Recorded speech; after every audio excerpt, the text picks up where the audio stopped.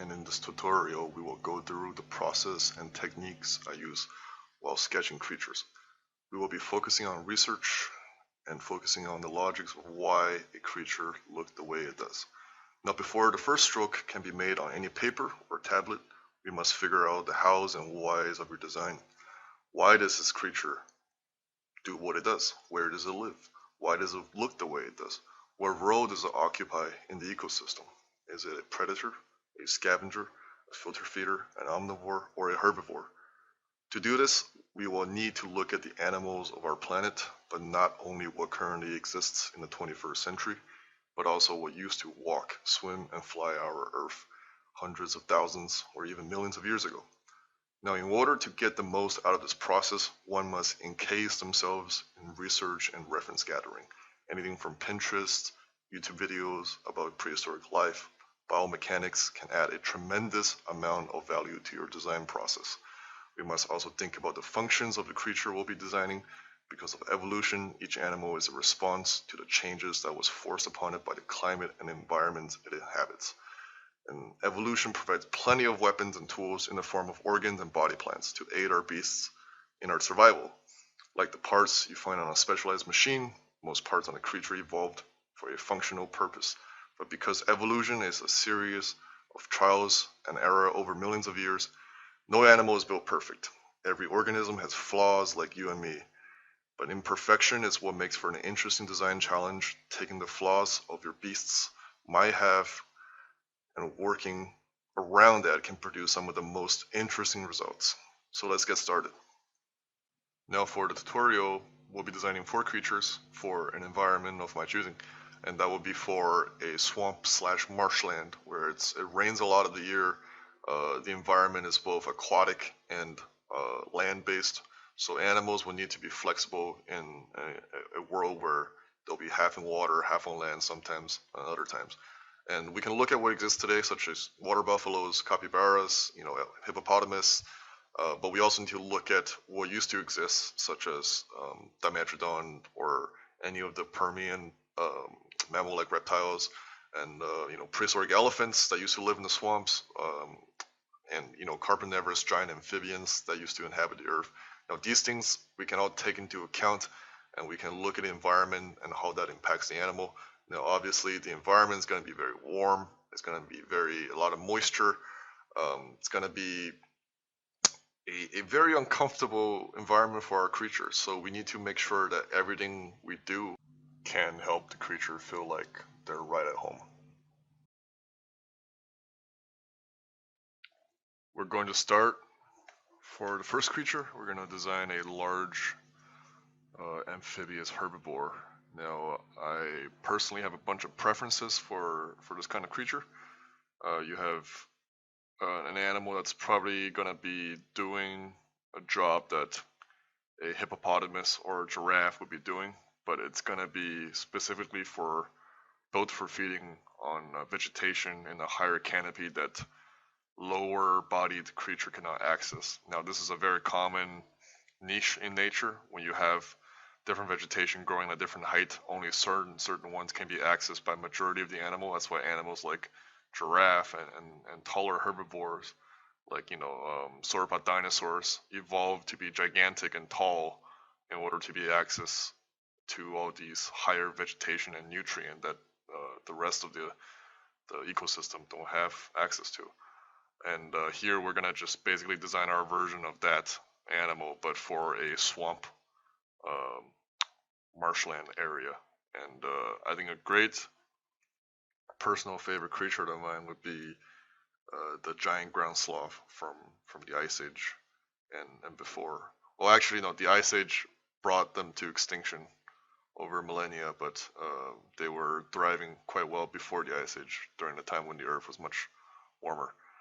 And I like them a lot because they're very strange creatures. They're shaped almost like a large man, like a large man that weighs more than an elephant, and gets so tall, to the point where they can reach a second story building with ease. So I quite like this animal's body plan, and I basically took most of the what would you call it? body gestures, as well as the vibe of the animal from the ground sloth. And this is also the other thing I was thinking while I was doing this, because I don't want to traditionally design a reptile or a mammal, because there are certain expectations that come from having those animals. So here, for majority of the creature I designed for this batch of animals for this tutorial, I designed them with in mind that they are possibly warm-blooded, but mammal-like reptiles, which is actually a real group of creature that existed during the Permian, right before the dinosaurs. It's around the same time when mammals split off from the reptile lineage and became able-bodied creature that can control their own body temperature. And so you'll see that in a lot of Permian mammal-like reptiles, where they grow these gigantic sails on their back. Now these sails they might look like fish fins from afar, but they are not. They are cartilaginous or bony structures that are filled to the brim with blood vessels. Now these blood vessels, they exist purely to help the animal regulate their body temperature, because they are still cold-blooded. They have a harder time keeping their body warm in the morning and at night, or at dawn. So it's very beneficial for them to have these large sail-like organs on their back, because they're covered and full of blood vessels, and they can, because there's such a large mass of area that can bring a lot of blood circulation to the rest of the body, they can just aim and face the sail towards the sun.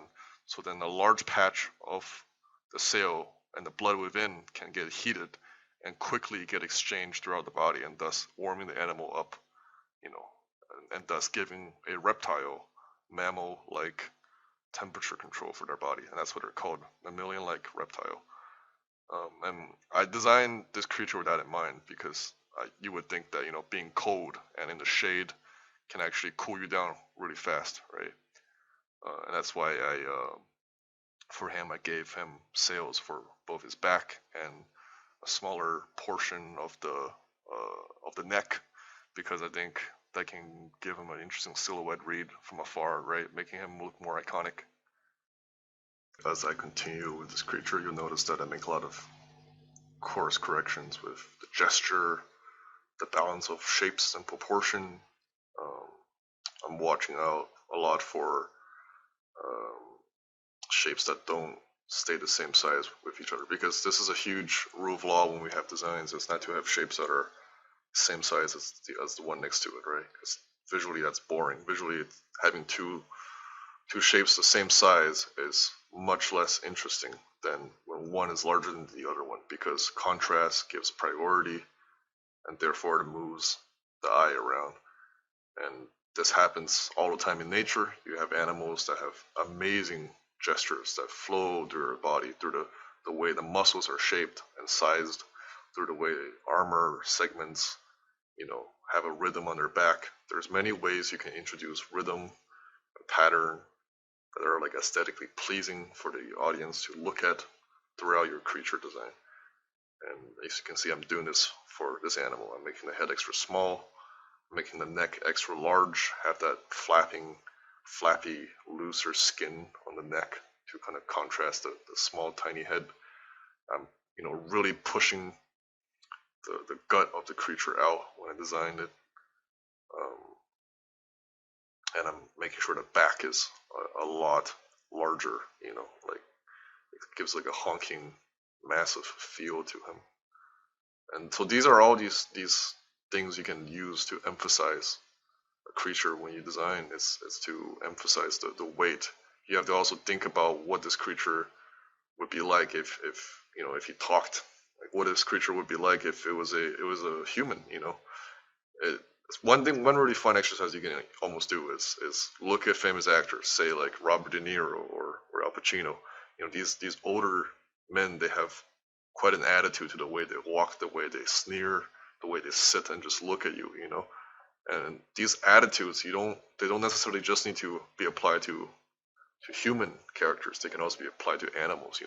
How can you translate that old veteran attitude to an animal? through the weight, the gesture, the pose, you know, even scarring and the way armor stacks. You know, there's a lot of ways you can introduce a humanistic quality to the animal. And that's why I think it's creature design is so fun, because you get to play around with all these things you learn outside of it, you know, so you can bring back into it. Almost everything you learn in life, in design and in art, can be applied to creature design. That's why it's such, for me, it's such a meditative practice. That's why it's really enjoyable. As we continue, we'll just keep cleaning up the line art from before, because it was done with a fat brush.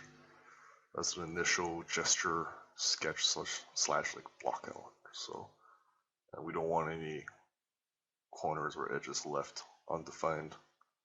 This is really where I clean up the silhouette. I define the shapes a bit more, adding extra details, wrinkles, you know, folds on the skin, which is still wrinkles. But you know, I'm still experimenting. You know, I'm thinking right here whether I should add an extra organ to the face. You know, there's a lot of things and decisions I can still make at this point, because nothing's final yet. I'm still deciding if I should add in extra features for the animal, if I should change designs. So working on a single layer of line currently like this, it's quite beneficial for me, because I don't feel any constraints. I could just push pixels around and define things and take away things. You know, it feels very liberating. One thing we can also think about is certain animals have sexual dimorphism. This is very common. You know, in animals like peacock, the male is much more colorful. In animals like whales, sometimes the male is a lot larger, sometimes the female is a lot larger, depending on, you know, which whale species you're looking at. But yeah, sexual dimorphism, it varies from colors, textures, body size, you know, all the way in all the strange ways possible. You know, an anglerfish, the male is infinitely smaller than the female. The female could be up to 100 times larger than the male, and the male is nothing but a mere sex organ that attaches and grows into the female and fuses into the female. So there's a lot of room for you to, as a designer, to take these facts into consideration and really push your design. You know, design a female version that's very different from the male. You know, play around with what you can really push for this animal. Also can, you know, give yourself reasons to justify your insane design decisions, right? Because we're not here to just design a cow at the end of the day. We want something badass, cool looking, you know. We want something sleek or maybe bulky, you know. We want reasons to believe that these things are real. And having more knowledge about truly bizarre animals out in the world really gives you the confidence to make these strange design decisions that other people can't. Because when someone points out, hey man, this is weird, I don't like this, this is strange, you can always just point out, hey man, look, this is what exists in real life, right? What we do here in art is it's nothing compared to the insanity that's going on in nature, you know. When you tell someone that deer antlers are basically physically weaponized, you know, cancer cells, because they keep growing without stop. It's basically cancer, but controlled chaos growing on an animal's head, used as weapons during mating season. Another example of sexual dimorphism. Stuff like this, man. It's really knowing more about this kind of stuff. Really, for you as an artist, can give you the confidence to keep pushing the boundaries for what's weird and new out there. You know. What would an alien animal look like if it took the idea of a deer's cancerous cells it uses as antlers to the extreme, right? What would an alien creature that uses that same cancer cell to grow weapons on its body look like, right? So there are all these cool things you can see in nature that you can kind of take down a rabbit hole, and that's what's really fun about it.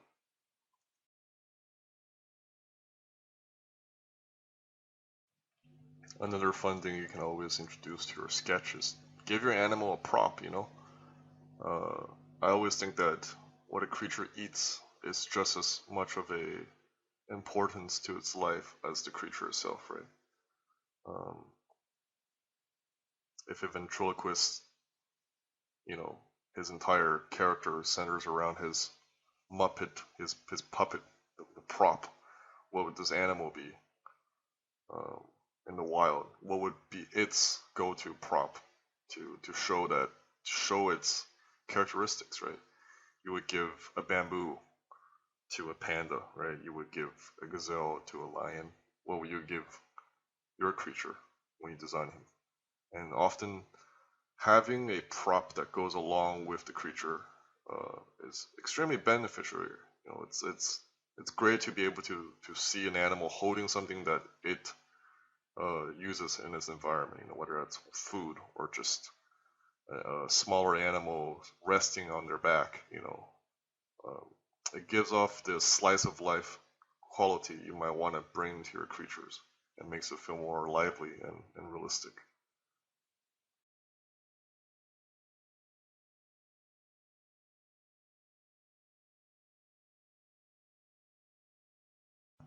And here you see I'm just blocking in the shadow layer for the creature. I'm sculpting and carving out the in 3D. You know, you have the X and Y axis. You also have the Z axis, which is the in-depth axis that goes into the painting. You know, it goes into the canvas. So using the shadow layer, shadow pass, I can kind of carve out and accentuate the Z axis dimensions, right? Like how fat is this animal's back, how round are its arms, how thin are the membranes or fins growing out of his tail. Um, and you'll see in a minute, you know, a few minutes, I make adjustments to the shading and color because it's always a experimental process, I guess, with making this animal, with making these sketches look good.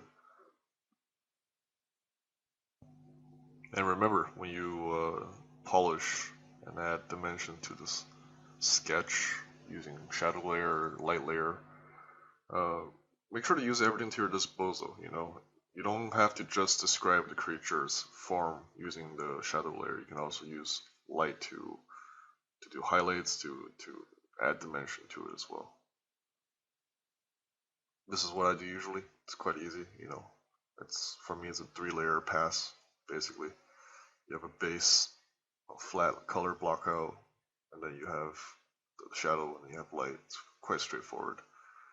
Um, and I find this process really enjoyable and easy because there's not that much to I need to manage, you know, and I get the idea across.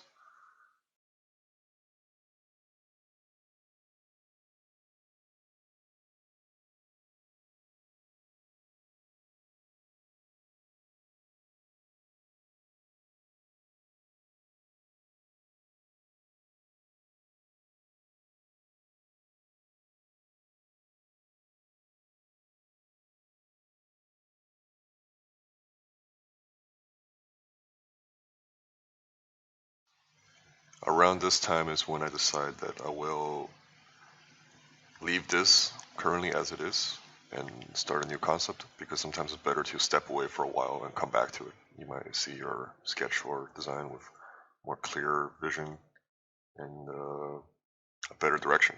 So we're gonna hop onto a second design now. Right here you can see that I started the body plant for this larger creature based on the Intricadia, which is the reference you have on the top left corner.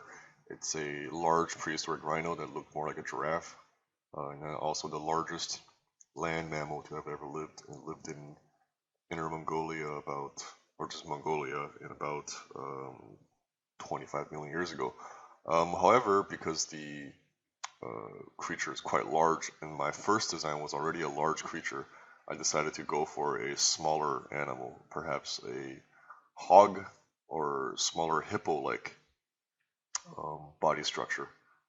I think it will provide some dynamic, differences between the two, and I guess having contrast when animals are next to each other, I think would help immensely for variety's sake, and that's usually sometimes what you need to do for client work because they want to see. It's for me personally, it's much better to push for designs that are very different from each other initially than having a bunch of designs that are very similar because having a wider range of options will land you a better result usually. Around here is where I believe I landed on the statement, if you will, of the design, which is basically a small to medium-sized herbivore that uh, is also a mammalian-like reptile, henceforth the large sail on their back, which is a organ usually used by animals with body control problems, such as reptile, or in this case a mammal-like reptile, which most of them they were called mammal-like reptile because they were the first reptiles to be able to control their body temperature, and from them came the real mammals later on. But here you just see me exploring different head options. I'm playing around with different horns. I'm playing around with the silhouette and making things sharper and more defined. And these are just things you can just keep exploring for as long as time itself. But eventually you will land on an option that you find appealing, and that's what I'm doing here.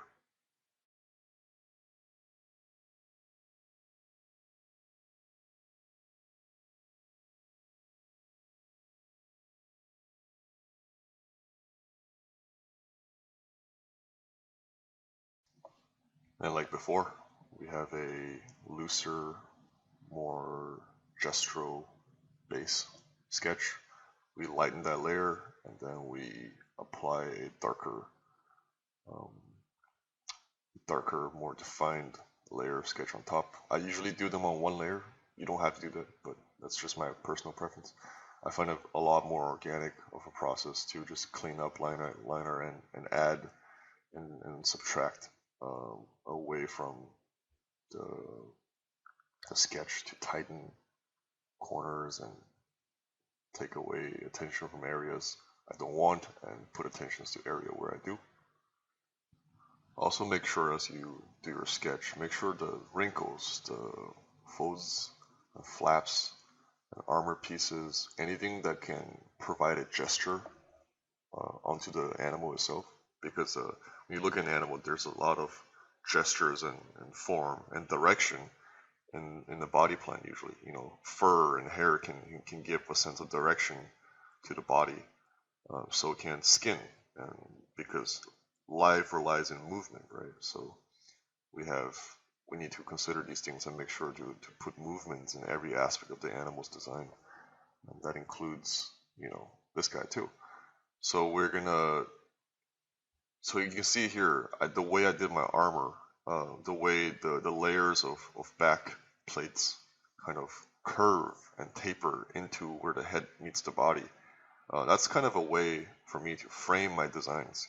It's a way for me to use the anatomy of the animal to put priority and give a sense of direction and form to the body. And I highly recommend this technique. It's you see it in nature all the time, but it's also very great for the viewer to see and use as a form of subconscious composition, if you will. And I think the best part about this is that the viewer won't even know that they're being guided by you, the designer, to look where you want them to look. It's a very powerful thing to have subconscious control over the audience, but it's a conscious decision on your end. So always try to do that. I think it's because it is your design after all, and you decide what you want people to see in it. So make sure you do everything in your power as a designer to guide the viewer's eyes in a design.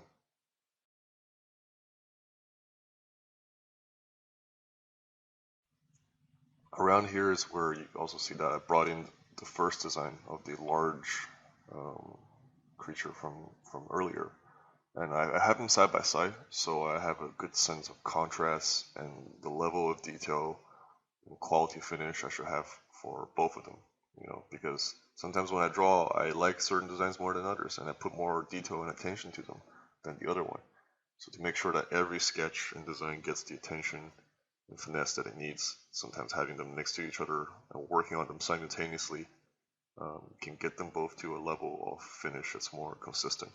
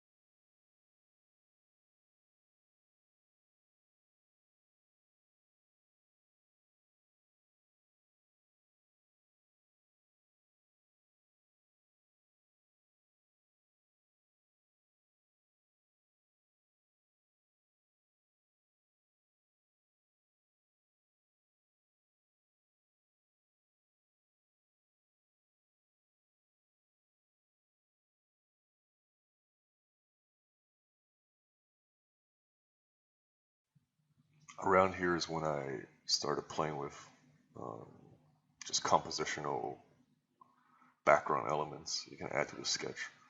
So for example, because these animals live in marshland, some of them are submerged in water, so having the um, sketch also show that is kind of nice, right? Having a faded uh, graphical element in the background that indicates its environment, and having little fishes and little birds or plants that grow in the environment kind of help put the animal into the world, if you will, rather than having it on a blank background, which can sometimes be quite boring, right? These are just little things I do for myself to make the sketch fun and fun, fun to look at.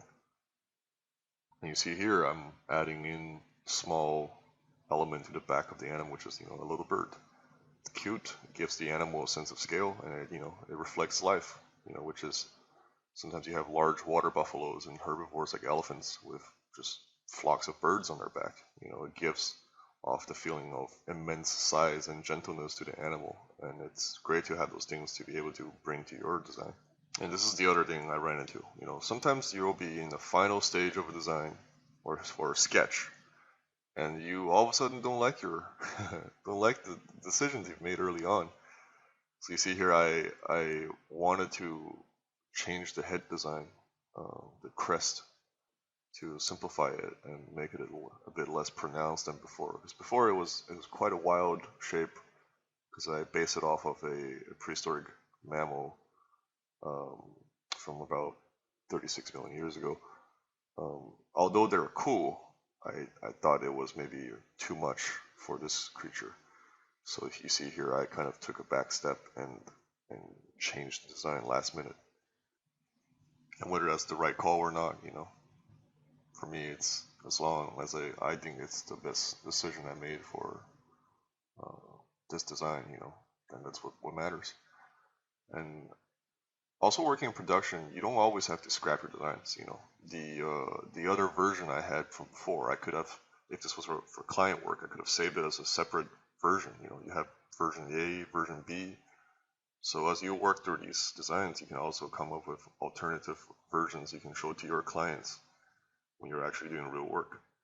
So in a way, nothing is wasted at the end. Everything still gets used.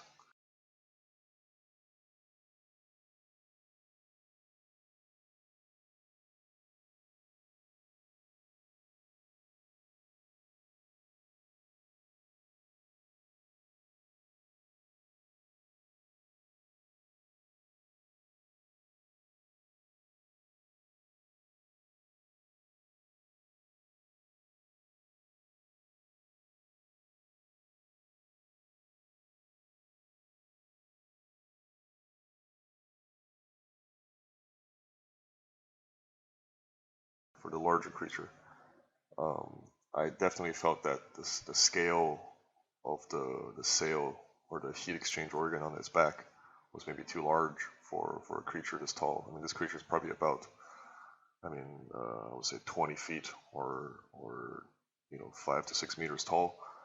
So having an animal that large and having a organ that large on its back made of brittle cartilage or bones might not be the best design solution in nature, So downsizing it, having a bit more compact and stronger structure of an organ might actually be more beneficial, in my head at least. So you see me cutting into the shape, you see me reevaluating, like, how do I make the design a bit more simplified? Because before, when I was designing this creature, I kind of just threw everything at it. I put a sail on it, I put armor, I even gave it large hooks on its feet for self-defense. But after a while, I was like, this is too much. You're giving this animal too much. It's like becoming a Swiss Army knife of design. So sometimes it's best to simplify. And with that, the first two designs are done. We're going to move on to the next two. So for this third creature here, we're going to design an omnivore because the first two creatures were herbivores.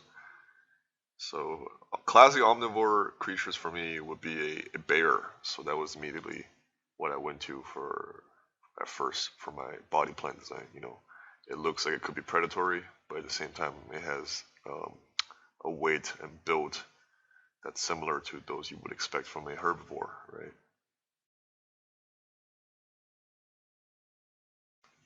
And basically I'm just doing the same thing that I did before. I'm playing around with the shapes and gesture of the body, the flow. I'm trying to add interesting compositional shapes to kind of guide the viewer's eye along. I'm thinking about the shapes of the feet, the positions of the forearm. Is the forelimb higher than the hind limb? That sometimes happens. For example, you have an animal like a saber-toothed cat, very popular, I'm sure, in pop culture because we see them a lot in movies like Ice Age and documentaries about cavemen and stuff. However, saber-toothed cats are not exactly built like your modern day large cats like lions and tigers. They're actually built more like hyenas.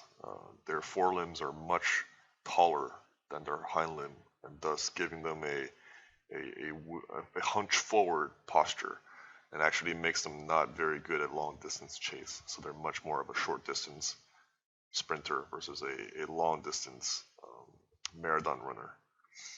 And so I really like that kind of aggressive hunched over posture, right, for saber-toothed cats and bears especially. So I definitely gave that kind of look to this animal. And because it's a herbivore, I'm thinking about how it digests. And generally, when you have animals that eat vegetation and meat, they have a very large gut and with probably multiple stomachs to kind of process the food. And therefore, I gave this animal a large belly. You can kind of see that in herbivores such as cows. You see that in gorillas. Gorillas have a huge gut. You even see that sometimes in humans, in wild humans or tribes that are still living outside of civilized world, I guess, in a way. A lot of them still feed on very natural ingredients like vegetation and plants and stuff. So when you do eat these things, they produce a lot of gas, and your biome diversity creates a lot of gas to help you digest and break down the food because it's tougher. And thus your belly becomes kind of bloated, and that's why sometimes when you see pictures of tribes out in the wild, humans, the men often have very big pot bellies. It's not because they're pregnant, it's because, it's not even a beer belly, it's because their gut biome and the food they eat produce a lot of gas and it makes them very bloated. So you would kind of see the same exact thing happen with animals, especially animals that are herbivores, because they have a lot of gas in their stomach. So when you design animals like this, think about that, because having those knowledge can also help you, give you a reason why you would put a fat belly on an animal like this, right? Because generally, when people design badass creatures, you don't really think about what are the imperfections this animal might have from its diet, right? So having some of those elements in there can really kind of push the unusual aspects of a design.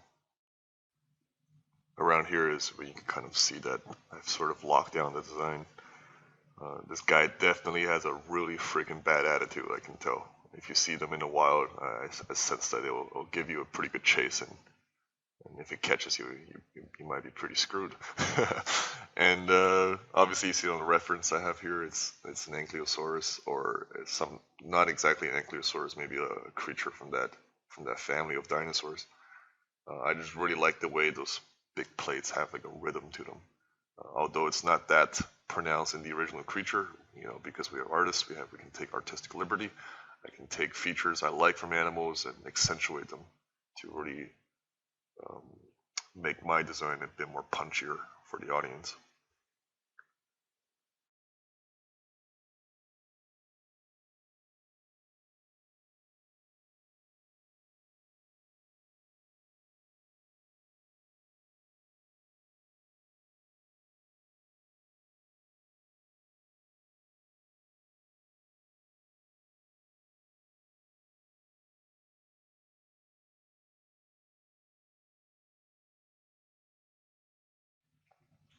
Here you see me thinking about the texture of the animal's body.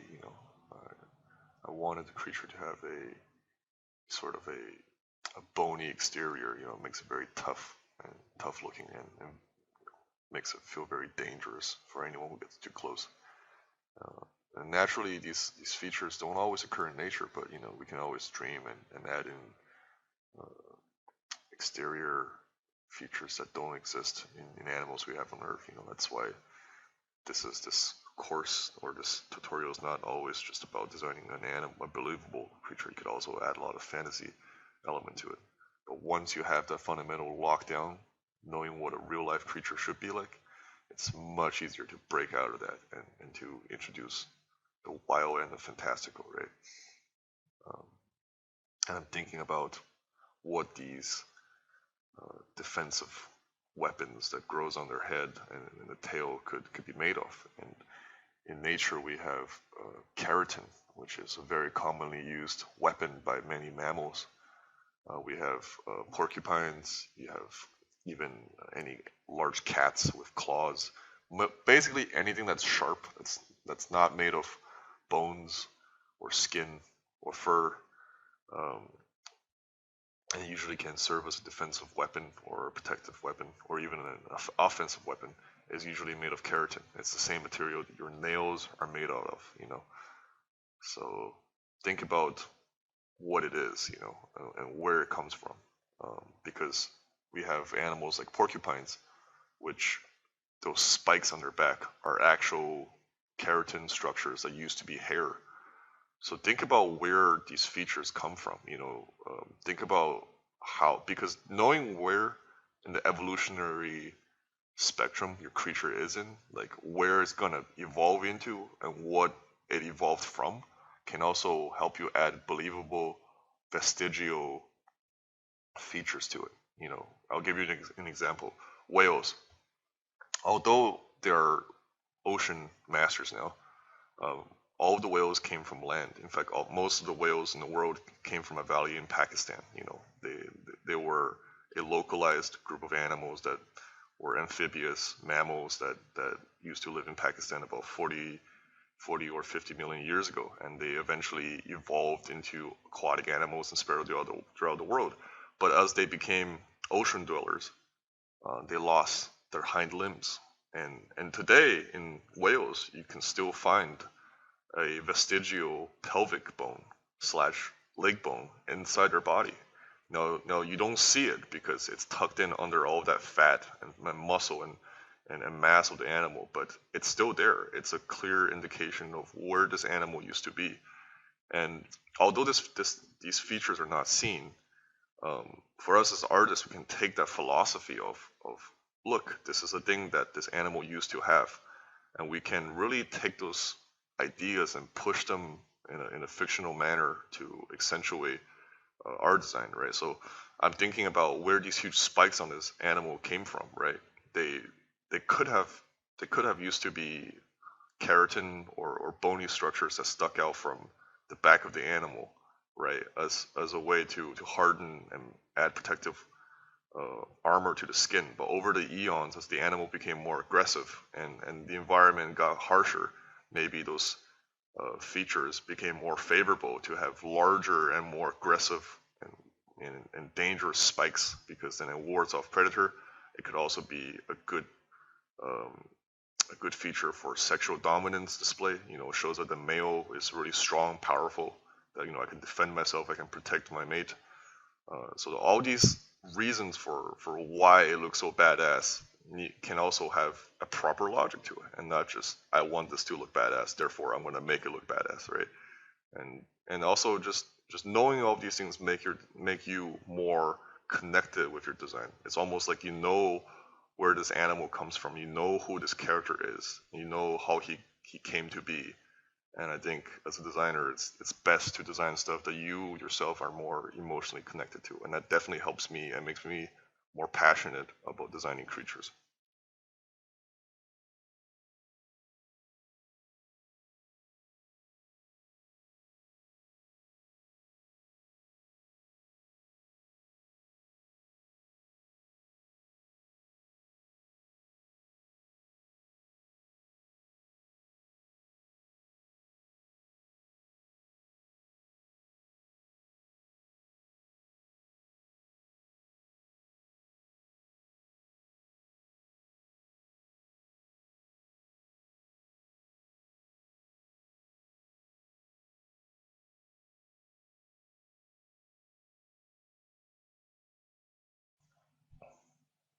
And right now I'm doing sort of the final icing on the cake kind of thing. I'm adding occlusion to the design. I'm adding occlusion to the body in areas where light can't reach, so it really accentuates the darks and really pushes the forms out more. And this technique, these last bits of touch-up, you really shouldn't do until you're completely sure that the design is finalized. There's nothing worse than wasting time polishing a turd that you are not fully confident in the quality.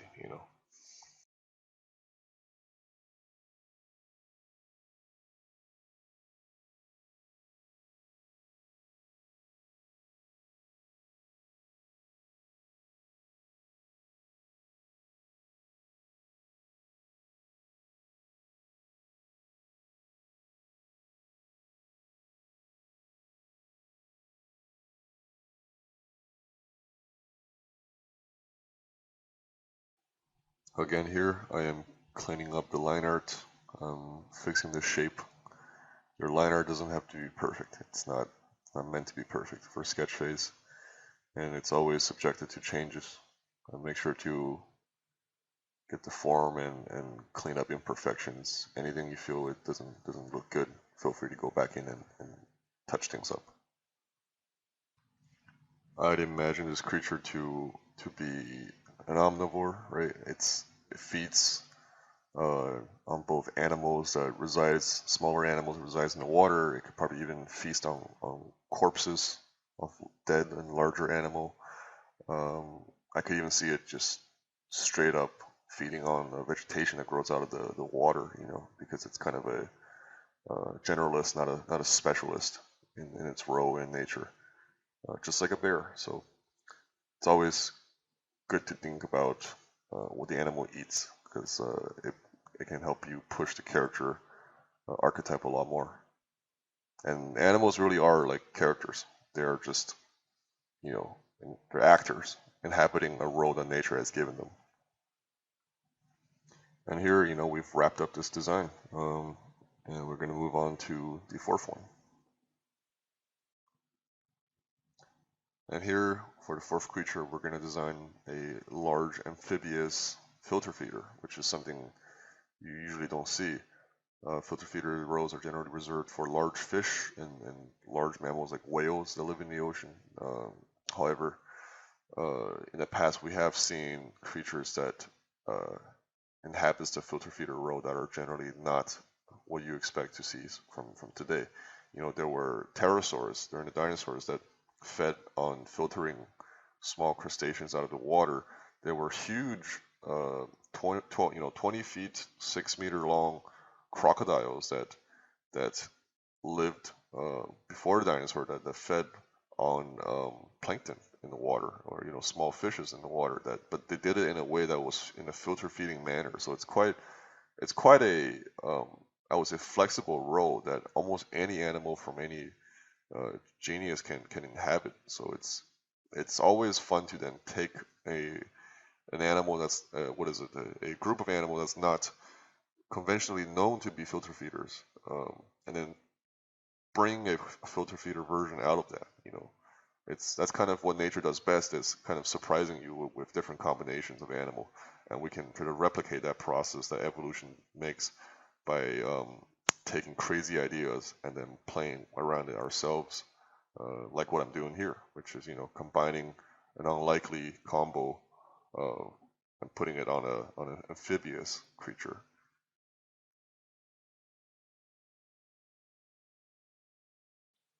Here I am again, tweaking the shape and silhouette, checking if it's better to make one side more skewed than the other.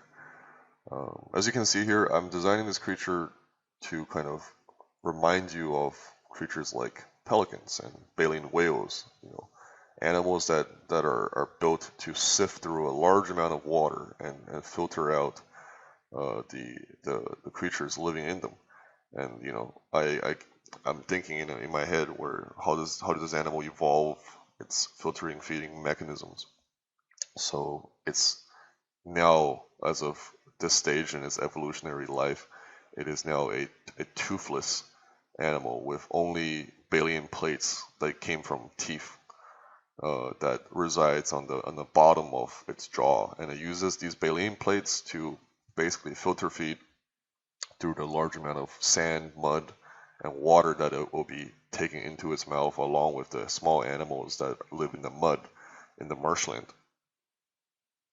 And as you can see here, I've designed an animal with a large throat pouch, to emulate what you would see on a pelican, to emulate the feeling you get when you see a large filter feeding whale take in seawater into its mouth, and then it lets the flexible throat expand. It's a classic filter feeding trope that you see in a lot of animal, and there are these tropes are kind of like giving in a way like scars on an actor, giving a certain costume fashion statement to certain type of people in real life. You can kind of think about that like these animals are actors, and you're giving them the necessary tools of their trade to accentuate their role in nature. So there's a lot you can do to really help the audience subconsciously connect with an animal that they know from the real world.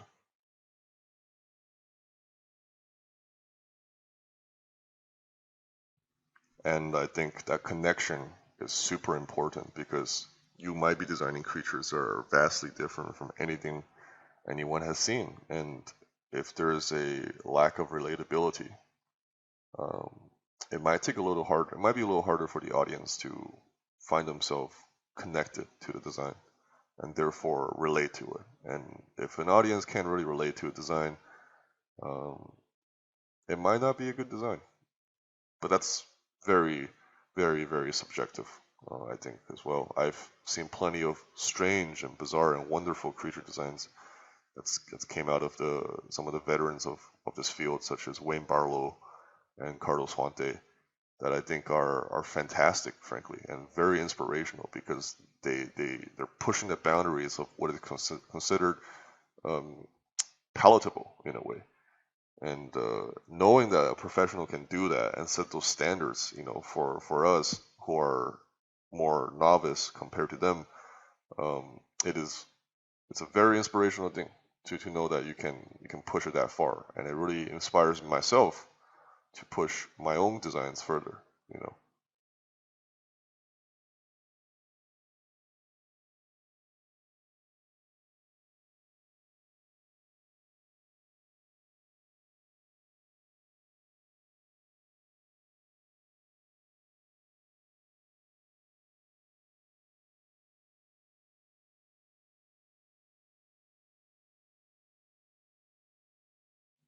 And that reminds me of, uh, the media and books and movies and the comics I've read growing up that inspired my design taste, in a way.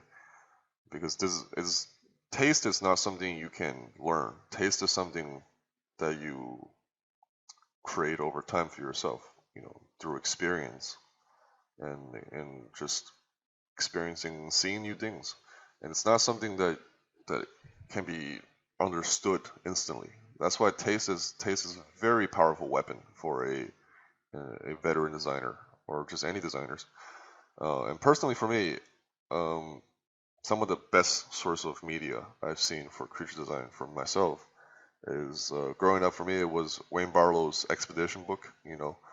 He had it adapted into a, Discovery Channel special, which was CGI animated. It entailed a journey, couple of probes made to this newly discovered planet, and there they encounter all the different giant faunas that live on the planet. But the creatures were just so wonderfully bizarre and weird. They were so truly alien, but at the same time resembled animals that lived on Earth, but truly, truly alien. And the outlandishness of these designs, but the strange humanity they still have in them, was definitely a point of a jumping point for, my young self when I was, just drawing a lot as a kid. And, on the side of that, I'm also personally obsessed with animals, and in case you haven't seen, uh, and some of my favorite things about, animals are just the way they are adapted to nature. And one of my favorite success story is the whales. The whales and dolphins of our ocean. They used to be land animals, and they came from these little scavenging canine-looking creatures, on a beach in Pakistan, to the masters of the ocean. And that's a proper success story of evolution, if I ever heard one. It's crazy to think that animals can go through such, intense change in just a matter of a few million years. The time we spent getting off our trees and learning to walk upright and fighting off, animals, these animals have learned to go from a land scavenger to animals that can dive the deepest in the world. It's just insane to me how fast some creatures can be, pushed when, the environment is harsh and when evolution does what it does best, just making you adapt. So stuff like that are really truly inspirational for me, and I hope you can, in your artistic journey, find something that's similar in a way where it can be as influential and inspirational for you, and to push your, imaginative mind, and to get your brain racing, and to get you staying up late thinking about what could be out there in the universe. And to do that, you gotta, um, in a way, it's almost like, you're a professional athlete, right? Um, your athletic career is your art career. But for athlete, what they eat and the fuels they put into themselves is just as important as the practice that they do, before a competition.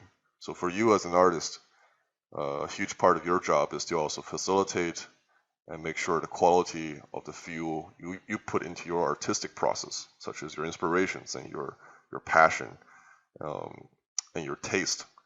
You have to make sure all of these things, are high quality, are that can contribute to your career in a positive manner and doesn't waste your time or your attention.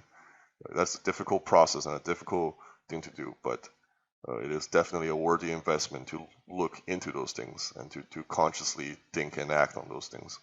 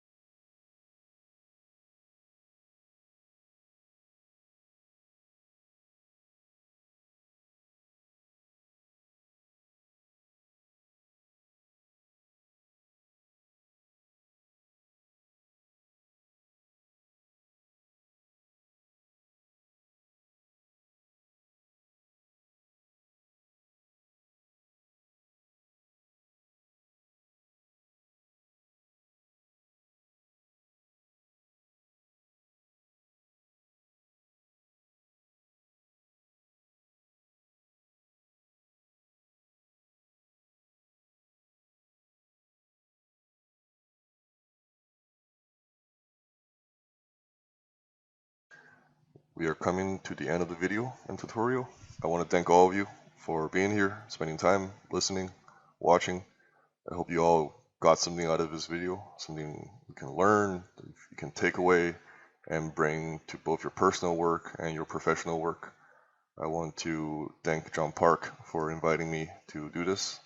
John has been a mentor of mine and a great inspiration in my career, so it's great to be able to give back to people and be able to help the next generation of artists to grow in their own artistic journey. So I want to thank you all again, and take care. And I'm going to end this video off with 2 JPEGs of both with the creatures we've designed, and as well as the last batch from the first 2 we designed. So tune in for that, and take care.